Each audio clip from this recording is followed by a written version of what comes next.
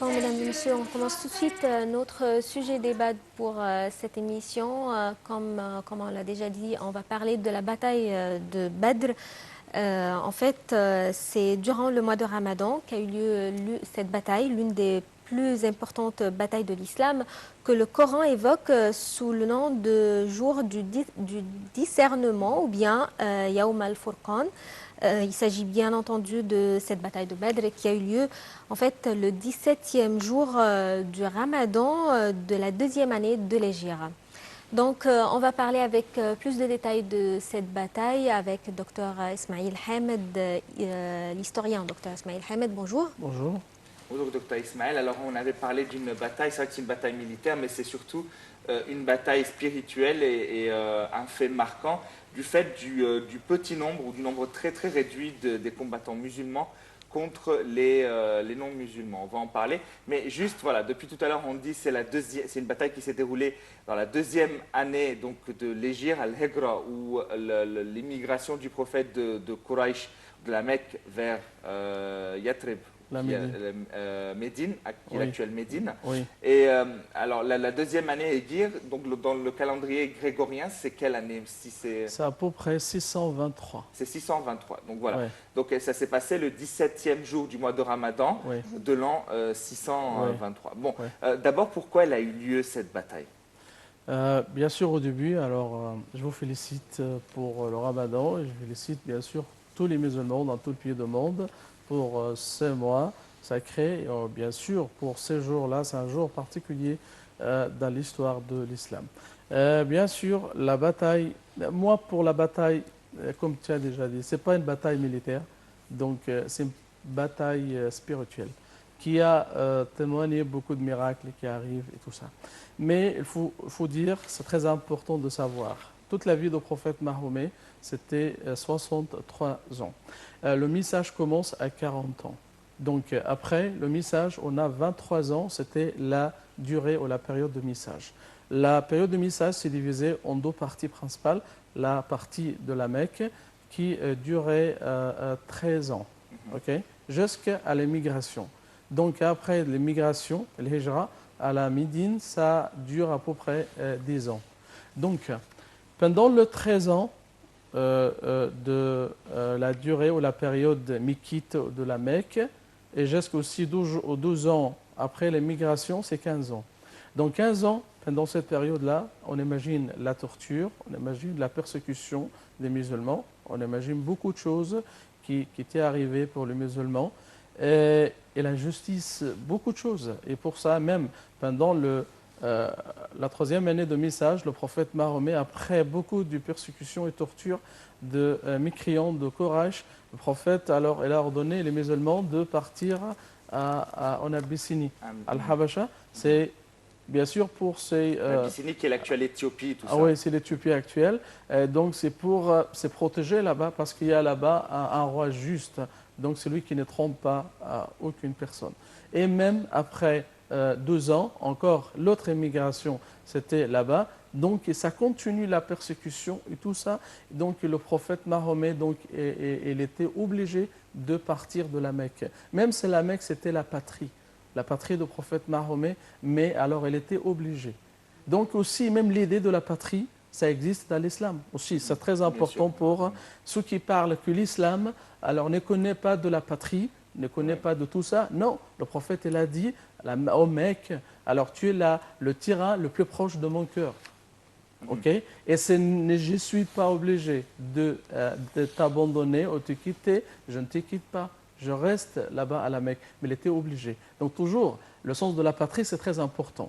Donc même après l'émigration, il était obligé d'émigrer pour la Médine. Pour, oui, une nouvelle page, pour la fondation de l'État de prophète. Donc aussi l'État islamique, mais le vrai État islamique. Ce n'est pas le faux État, Daesh ou les criminels comme ça. Non, ce n'est pas un État. Ok. D'ailleurs, c'est là où il y a eu la première constitution musulmane Ouais. qui est basée sur la laïcité, Oui, en fait. oui. Qui est basée sur la laïcité pour C'est pas, non, c'est pas laïcité. Alors laïcité, c'est ouais, mais ça a je un dirais, sens. ouais, mais je dirais que ce n'est pas non plus basé sur c'est C'est- sur non. le respect des différentes tribus Oui, religieuses, oui, mais oui. en les respectant et en n'imposant pas Oui, bien sûr. la loi de la charia, quoi. Après l'émigration, la première chose que le prophète elle a fait, donc après faire la fraternité entre le Muhajirin et l'Ansar, il a donné un pacte pour les Juifs qui vivaient. Parce qu'à la Médine, il y avait plusieurs quartiers là-bas. Le quartier de Banu Qaynuqa, Banu Nadir, Banu Qurayza. Il y a aussi dehors la Médine un petit peu, il y a le quartier de Khaybar. Il y a encore d'autres d'autres aussi groupes juifs là-bas. Il a donné un pacte, Ahd. Ok, c'est un pacte de sécurité pour tous les juifs qui vivent là-bas. Oui, c'est un État et que le prophète, c'est lui qui est chargé de cet État-là. La Médine, c'est la capitale, mais vous êtes alors libre d'avoir votre religion. Alors, on a deux fraternités de la patrie. Ça existe, la fraternité de la patrie et tout ça. Donc, même après le départ du prophète, il était forcé de partir. Alors, les Korachites, bien sûr, ne laissent pas d'embêter les musulmans, de gêner les musulmans, de faire de problèmes pour les musulmans. Même la bataille de Badr, ce qu'on parle tout de suite, c'est ce qu'on appelle la deuxième bataille de Badr. Parce qu'on a trois batailles, aux 3 jours qui portent le jour de Badr. Le premier jour, alors c'était quelques mois avant. Donc il y avait quelques groupes de Korachites, de mécréants, ceux qui ont attaqué alors la Médine, ils ont volé quelque chose là-bas, des animaux, des musulmans, et puis ils sont partis. C'est ce qu'on appelle, c'est le premier jour de Badr. Le deuxième jour de Badr, c'est pour la bataille qui s'est déroulée pendant ça. Donc Et après, c'était ce jour-là la cause de la bataille de Badr, n'est-ce pas? oui, alors, parce qu'après, il y a les caravansérails de Quraysh qui arrivent avec Abu Sufyan. Donc alors, c'est la chance maintenant. Ils ont pillé les musulmans, ils ont fait de bêtises, ils ont embêté les musulmans dans la Médine. Donc 500 km très loin de la Mecque, mais ils ne le laissent pas tranquille. Okay. Donc il y a un caravansérail, parce que la Médine se trouve juste à côté de la route de commerce qui relie la Mecque, la Médine avec la Syrie. La Syrie, bien sûr, c'était une destination principale, Blad el-Sham, là-bas pour le commerce. Donc, il y avait un caravansérail, alors un grand caravansérail pour les grands chefs de Quraysh qui passaient à côté de la Médine. Donc, le prophète, il a trouvé que c'est la chance maintenant pour se revenger. Pour revenger de tout ce qu'ils ont fait. Même aussi, après le départ de la Mecque, les musulmans étaient obligés de laisser leur propriété là-bas à la Mecque. Donc, alors, ils n'ont pas pris aucune chose. Donc, les Korachites, vous laissez les maisons, vous laissez les terrains, vous laissez les propriétés. C'est juste, alors, vous portez les enfants, les femmes et tout. Donc, il y avait Donc beaucoup ils de sont choses. partis en délaissant tout ce qu'ils avaient de bien sûr, oui. À Quraysh. Donc cette bataille, elle est due du fait que les habitants, les non-musulmans de Quraysh, de cette ville, ont persécuté les musulmans et continuent à les persécuter, même après leur migration bien sûr, à Médine. Oui. D'accord. Et pour ça aussi, je dois insister pour le percept. Le percept de quoi? Or, les musulmans restent 15 ans sans lever les armes contre les non-musulmans, contre les mécréants, les Korachites, qui étaient les ennemis des musulmans. Même avec la persécution, avec toutes sortes de bêtises qui étaient faites contre les musulmans, mais toujours, même les Sahaba, une grande partie de Sahaba, les compagnons du prophète, étaient en Éthiopie. Donc le nombre de musulmans qui étaient à la Mecque avant l'émigration, c'était tout petit.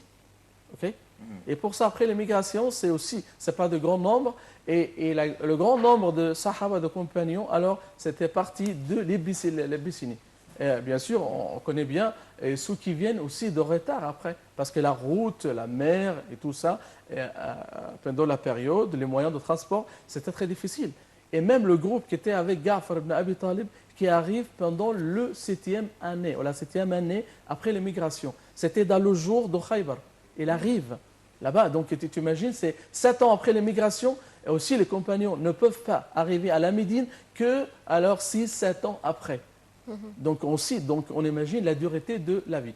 Et pour ça, le prophète Mahomet, il a essayé de trouver alors des gens qui le supportent ou qui le soutiennent. Donc alors c'était avec Al-Ansar, ou les habitants de la Médine. Donc il reste là-bas tranquillement avec les gens et avec même le non-musulman là-bas et tout ça, ça passe très bien, mais les Korachites ne laissent pas les musulmans. Donc, et à cause de tout ce qui se passe avant le jour de Badr, donc et le pillage de Korachites, alors de propriété des musulmans, donc alors il y avait le passage de caravansérail d'Abu Et Sufyan. le caravansérail, c'était un caravansérail de militaires ou de commerce? C'est de commerce, hein. Mais de commerce et en même temps, ils avaient des militaires, ou des gens qui protègent le caravansérail. Il y avait combien de personnes qui protégeaient ce caravansérail? Mais on ne dit pas de centaines, parce qu'on n'a pas des chiffres exacts dans les sources historiques qui nous parlent exactement combien. Mais de toute façon, donc, le prophète, il a trouvé que c'est la chance maintenant pour se revenger pour ces gens-là et tout ce qui se passe. Quant à Abu Sufyan, il savait alors que le musulman approchait ou s'approchait d'où, donc il a envoyé un message très urgent pour les Korachites et les chefs de Koraïch. Alors protégez-nous, les Mahomet et ses compagnons, alors ils arrivent alors pour les caravansérails et tout ça. Donc à peu près 1000 personnes de Koraïch alors bougeaient, alors commencent de mobiliser alors de la Mecque et ils arrivent jusque tout près de Badr. Badr, c'est une source de l'eau, ok?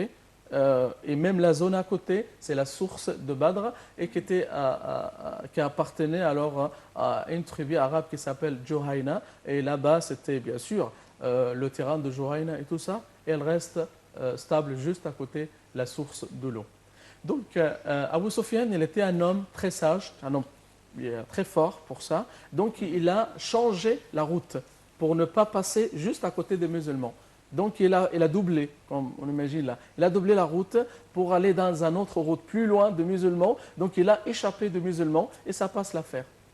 Donc c'est passé le caravansérail. Mais Abu Jahl, alors c'est lui qui insiste. On doit aller alors à la source de Badr, on doit rester là-bas quelques jours, on doit montrer les musulmans qu'on est très fort et tout ça. Donc c'était l'insistance de Koraïchite, c'est de faire la guerre ou de faire la bataille. D'accord. Et Abu Sufyan, qu'est-ce qu'il avait comme statut dans les tribus de Koraïch?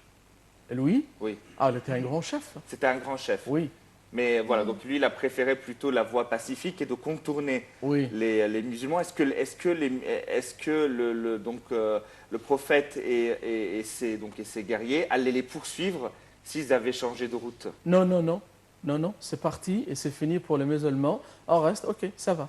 En voyant qu'eux voulaient éviter la bataille, ils seraient restés en fait. Oui, oui.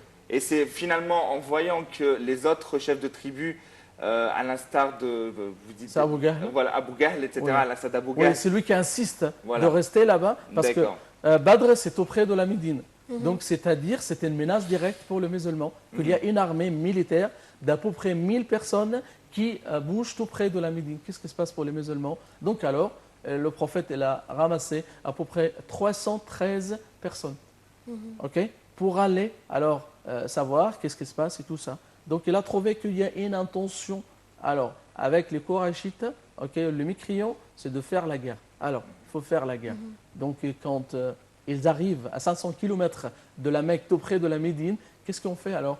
Est-ce qu'on va les laisser de piller la Médine et de tuer les gens, les civils et tout ça? Non, il faut bien sûr protéger la Médine. Et c'était, alors, les musulmans étaient obligés alors, c'est de faire, ou de se défendre. Bien sûr, ce n'est pas de faire la guerre, parce que c'était juste pour se défendre. Parce que c'était l'intention directe pour les Korachites, c'est de faire la guerre pendant ce moment. Docteur Ismail, on va s'arrêter un peu pour suivre ce reportage sur la bataille de Badr. Okay.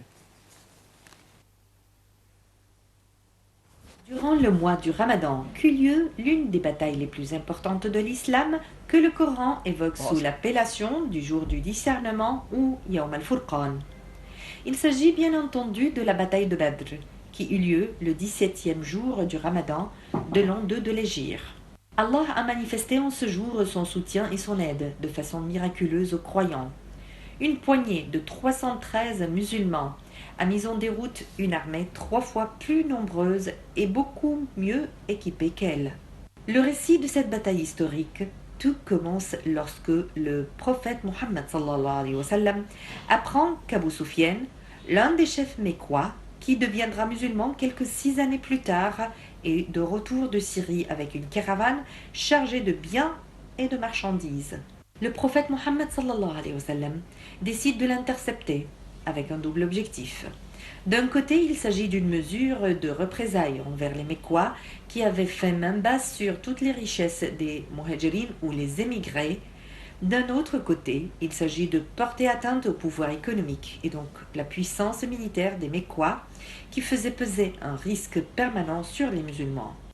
Le prophète Mohammed quitte donc Médine avec un groupe d'un peu plus de 300 compagnons. Abu Sufyan, de son côté, apprend le départ des musulmans. Il envoie rapidement un émissaire à Mecca pour avertir les Qurayshites. Bifurque ensuite vers la côte et réussit à s'en sortir. Mais, entre-temps, l'armée mécoise a déjà quitté Mecca. Elle pense un moment à y revenir, mais Abu Jahl, l'ennemi d'Allah et de son messager, sous l'emprise de l'ivresse et de l'orgueil et du pouvoir, va les inciter à continuer jusqu'à Badr, le village situé à une centaine de kilomètres de Médine. Les Mécois continuent donc Médine. Le prophète Mohammed, de son côté, lorsqu'il apprend l'approche des Mécois, se concentre avec les siens pour déterminer la conduite à suivre. En effet, à aucun moment il ne s'était préparé à faire face à une forte armée parfaitement équipée. Eux, qui ne sont que 313, avec en tout et pour tout quelques chevaux, environ 70 chameaux et quelques épées, tous les musulmans vont pourtant accepter la bataille et le face à face a donc lieu le 17e jour du Ramadan. La suite, on la connaît, c'est une victoire foudroyante pour les musulmans.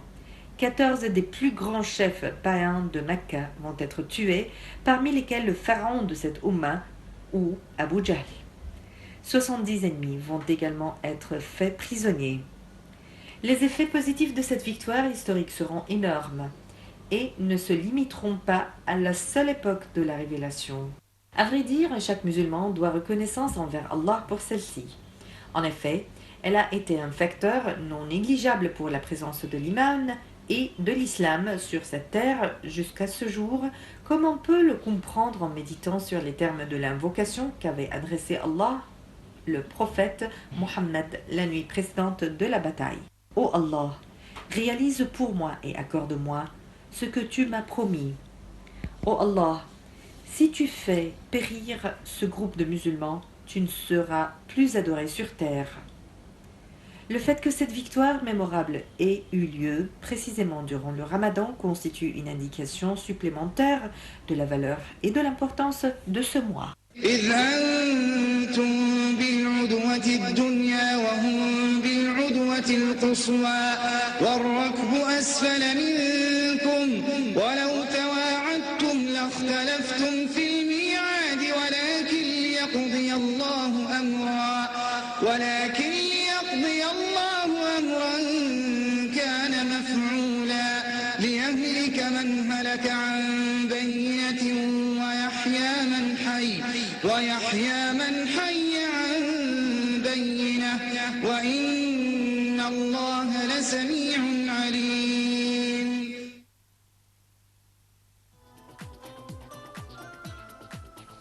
Ouais, donc le verset qui vient d'être cité, bon, il n'a pas été traduit, mais disons les grandes lignes, c'est un verset du Coran qui explique que Allah exalté soit-il avait voulu donc donner en récompense la victoire de cette bataille de Badr, pour redonner justice aux musulmans malgré leur nombre réduit, et que en fait ce qui est surtout important, c'est que cette victoire est due à la spiritualité des musulmans. Je voudrais vraiment qu'on mette l'accent sur ça. C'est parce qu'ils ont passé leur temps, les musulmans, à prier Dieu. D'ailleurs, elle dit dans le reportage que le prophète a prié Dieu, et l'a supplié, et lui a demandé, il lui a dit que si ces musulmans meurent, il n'y aura plus de musulmans sur terre. Il n'y a plus de religion. Il n'y a voilà. plus de monothéisme dans la terre. C'est ça. Donc après ça, parce que tu parles de la comparaison militaire entre les deux parties. tu parles de 1000 personnes, les Korachites, et 313 pour les musulmans. Ok, avec quelques chevaliers avec les musulmans et centaines de chevaliers avec les Korachites. Donc il n'y a pas de comparaison entre les deux forces militaires. Ok, et une partie qui vient juste alors pour la guerre. Alors il a l'intention de faire la guerre et l'autre qui ne veulent pas de la guerre. Donc ils restent chez eux à la Médine et les autres qui arrivent. Donc, et pour ça quand la guerre commence, ok, ou la bataille commence, donc alors c'était très difficile pour le musulman. Bien sûr, le nombre, tu t'imagines que c'est 3 fois plus.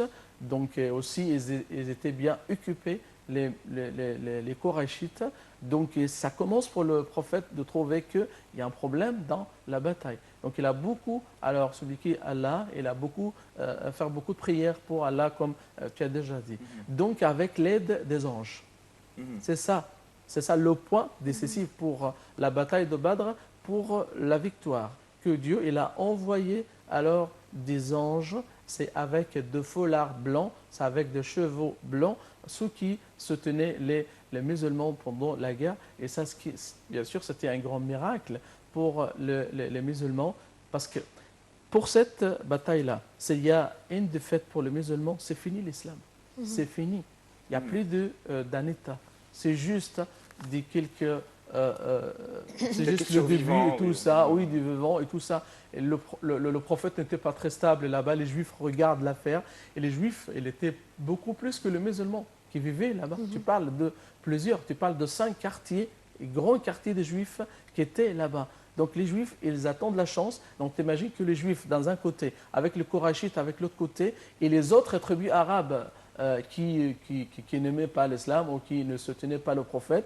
Donc tu parles que les petits musulmans étaient entourés par beaucoup d'ennemis. Donc c'était très important pour la victoire des musulmans dans cette guerre-là.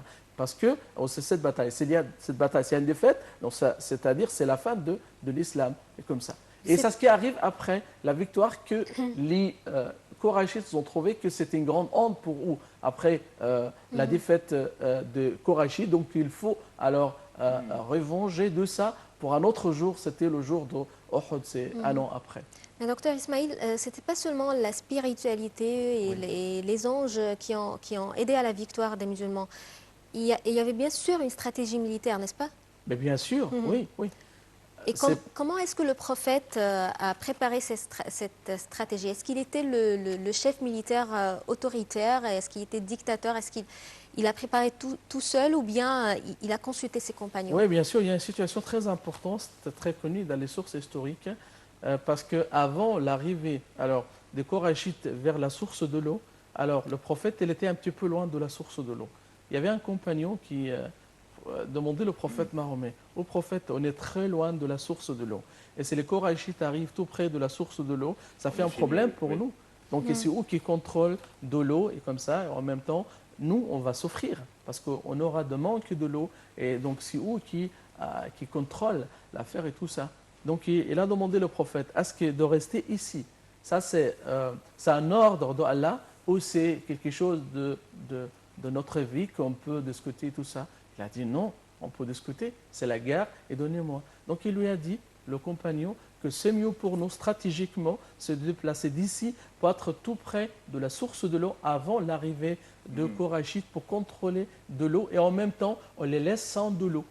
Donc c'était des points de stratégique. Le prophète aussi, il a beaucoup écouté pour les compagnons. S'il y a un compagnon qui a une bonne idée, bien sûr, il va suivre tout ça. Et ça nous montre aussi la flexibilité alors pour le prophète. Et toujours le prophète, il nous parle que vous êtes connaissant de tout ce qui de votre vie. Antum a'lam bi umur dunyakum. Donc, alors s'il y a des choses n'est pas concernant du culte ou de la religion, alors ça c'est très libre pour les musulmans de réagir, ça dépend des conditions à côté. Donc bien sûr il y avait des stratégies alors pendant cette période, mais au début c'était l'intention et la spiritualité. Donc c'est avec la foi. C'est avec la foi. Donc, alors c'est Dieu, quand Dieu trouve les musulmans comme ça, donc il a aidé les musulmans. Et ça, c'est le contraire qui arrive dans le jour de Uhud. Et donc, Parce si les musulmans. Ouais, oui, si tu compares aussi Ouais. le 2 jours, c'est très bizarre. Parce que dans le jour de Uhud, les musulmans étaient c'est très notre forts. bataille, Uhud, hein. Oui, c'est un an après. Juste un an après. Donc les mécréants, ils voulaient alors de revenger et tout ça. Se venger. Donc pour les musulmans, ils ont gagné la guerre. C'est presque fini. Mais il y avait alors les archers qui étaient sur la montagne. Le prophète leur a dit ne pas déplacer d'ici, restez là pour protéger alors l'arrière des musulmans. Et quand ils ont trouvé que la bataille s'était finie et les musulmans, ils ont gagné et ils ont vu qu'il y a comme on dit là, les propriétaires, le propriété des Korachites et tout ça, ils ont descendu de la montagne pour ramasser les aslab ou les ghanam et tout ça. Donc tout et ce ça, qui est les esclaves et les biens. oui, et leurs oui, biens. c'est ça. Et ça, ce qui fait la défaite des musulmans après, parce qu'ils n'ont pas écouté à l'ordre de prophète et aussi ils ont changé la stratégie de la guerre. Donc, Dr Ismail, juste pour terminer, on veut savoir rapidement quelles sont Oui. les leçons apprises de la bataille de Badr. Bien sûr, donc on parle, très important pour cette victoire-là, parce que c'était le vrai début de la fondation de l'État de prophète. Et c'était aussi la fondation très stable de l'islam. Parce qu'on a déjà dit, s'il y a d'autres résultats que la victoire pour les musulmans, presque c'est fini de l'islam. Donc le jour de Badr, c'est un jour de fondation de l'État de prophète. C'est un jour de fondation très fort et très stable pour l'islam. Et l'islam se propage après dans toute l'Arabie après. Ok? Très bien, Très Dr bien. Ismail Hamid, historien spécialiste en religion comparée. Merci, merci d'avoir été avec nous pour cette commémoration de la bataille de Badr. Merci beaucoup, Dr Ismail Hamid, d'être avec nous. Merci à toi aussi, Ahmed. Merci. Et merci, chers téléspectateurs. Demain, nouvelle émission, nouvelle équipe de Bonjour l'Égypte. Au revoir.